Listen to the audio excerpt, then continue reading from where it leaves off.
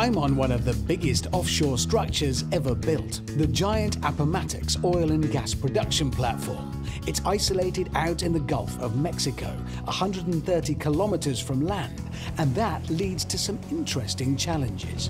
One thing it can't do, obviously, is grow food. So for that and other supplies, they have to bring them in, not surprisingly, by ship once a week.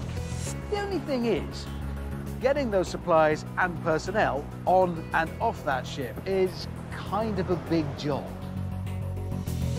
For a start, the large supply ships have to come from Port Fourchon on the Louisiana coast and take all night to get here. Ah, here it comes. It's just like being at home, supermarket delivery, only much bigger. But getting here is the simple part. Unloading the ship's contents onto the platform is where the fun starts, because everything has to be craned up. I'm going onto the ship to help, which means risking my life in this basket thing. Taxi's arrived. Oh, goody. Up there is Byron, who's going to be driving it. Gentlemen, I always thought I'd put up more of a fight on my way to the gallows. Does that stop me falling off? Oh, yes. It so does not. It's just to make me feel better. Back for me, make sure it's good. I'll be honest, I've not done this before. I suppose unless you work offshore, you won't have done. So I don't know what to expect. All I know is it's going to be really high and really unusual. You ready? Well, yeah. Coming up. Coming to you, Betty Dave. Spinning round doesn't help, does it? This is one of those things that is so ridiculous, it's almost beyond being frightening because your brain is telling you, nah, you can't be doing that.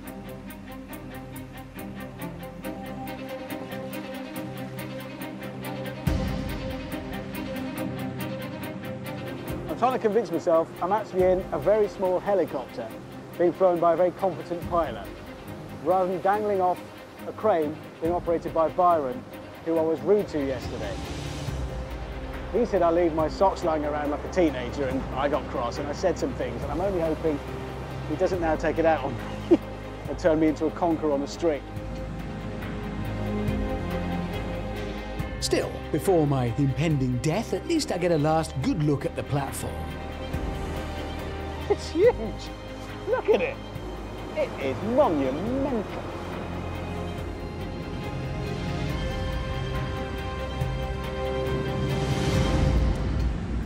Hello, by the way, I'm Richard. How you doing? I'm Damien Dorsey. How are you? Damien, nice to see you. Thank you for getting me down safely. No problem. What can I usually do? Because I like to get hands-on. Nothing. I just need y'all to stay out of my way. Yeah, but I like to I help. do apologize for that, but I don't need anybody, you know, as far Can I as just stepping in. can I hook something No. on? Stay out of the way. Raise my arms, signal up or down or something. Just move out of the way.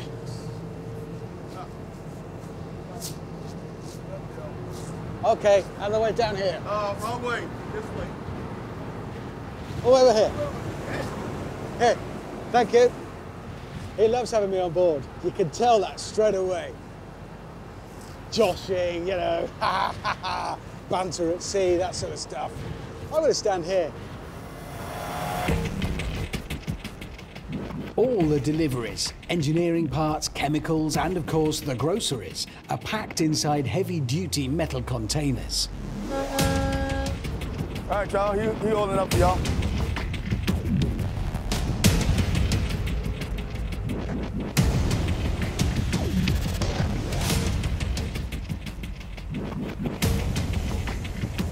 Now I'm going back to the platform to help with the unpacking.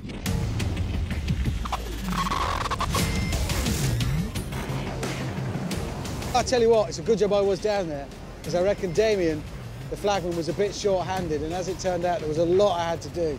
I was like his right-hand man.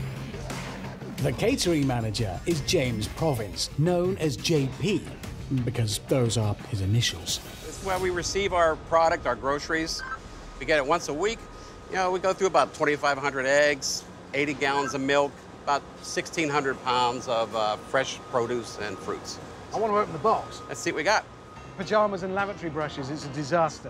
Oh no, mostly onions.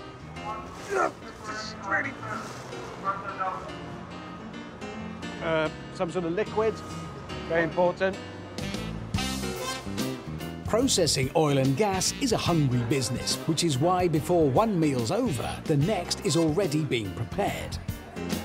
To get an idea of the size of the task, I'm joining JP's 18-strong team. And the first concern is hygiene, because a nasty bug out here could bring the whole place to its knees, possibly literally.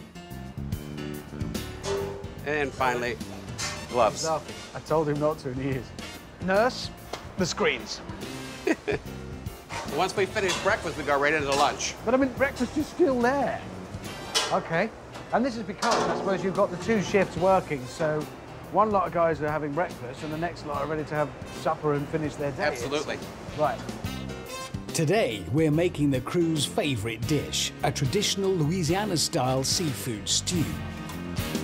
We're making gumbo. We go about 25 to 30 gallons a day on this when we make it. It's that popular. Whoa! This is industrial. I mean, look at that. One final touch. Right. What are they? These are crab claws. Right. Do I just put them in? Sure. Just throw them in? Yes, sir. Out. Here they come. Yes, sir. All of them? All of them. I'll have a go at that. Give it a shot. Right. Yes, so I sir. just move it about. Let's stir it in. Stir it in. And you put your portions are sensible because that'll go between two people, won't it? So that's really, Yeah, it's a not lot. overdue. I don't know.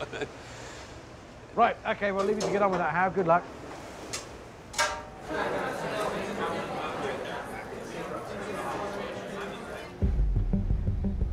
As well as the 24/7 catering and the relentless processing of oil and gas, this industrial rabbit warren purifies its own water, produces its own nitrogen, and pumps chemicals into the wells, all of which requires an enormous amount of power. Uniquely on this platform, all of that power comes from electric motors. They're everywhere. Even the giant cranes on the four corners, they're electric. Does that make the Appomattox a vegetarian running a burger shop? The only way the platform can get all the electricity it needs is by generating it. And uniquely among platforms like this, the Appomattox does that using 4 jet engines. Turbine engineer Don Lyon is going to show me one of them. Oh, yes. There it is. This is an aeroderivative engine. It could be used as an aircraft engine, but in this case, it's used in an industrial application. So this is the kind of engine you might see slung under the wing of an airliner you're flying. Absolutely. You built this module.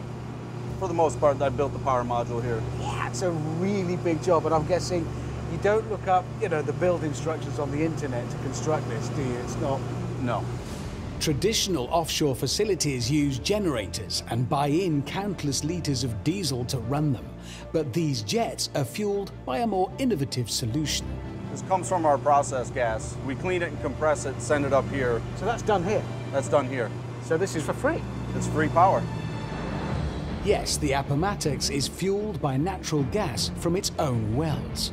Makes sense when you think about it. How much power are you making in the module that you built? So we have the capability to make 150 megawatts. Put that into context. So 150 megawatts on a normal day in America could power 100,000 homes. But then there's another level to this. Right. So the hot exhaust is recuperated above in a one-time through steam generator. In that steam generator, water is boiled to make steam, and that steam is transmitted to the other side of the platform to the steam turbine. So you could say that, to an extent, this incredible cutting edge, right at the forefront of technology platform is steam powered. Yeah, yeah. Steam or not, this is one of the most efficient offshore platforms ever built. So that steam turbine is using the byproduct of those jet engines, which are using the byproduct of the processing. Correct. It's absolutely brilliant and unique. This is the first of its kind. It is.